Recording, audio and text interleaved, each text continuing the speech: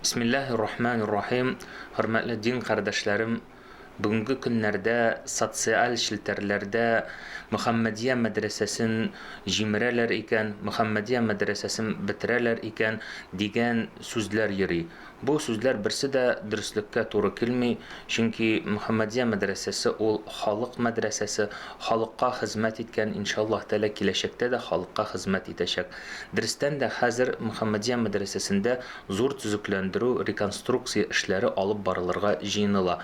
Həm bu iş barısı da mədrəsənin җитәкчелеге белән килешенеп эшләнелә. Һәм монда инде без бөтенебез бер фикердә, иншаллаһ тәгалә, шушы төзекләндерү эшләре тәмам булганнан соң мәдрәсә яңадан халыкка хезмәт итәчәк, иншаллаһ тәгалә, бер нинди дә каршылыклар булмаячак. Һәм менә бу фитнәләргә бирелмәскә сорыйбыз.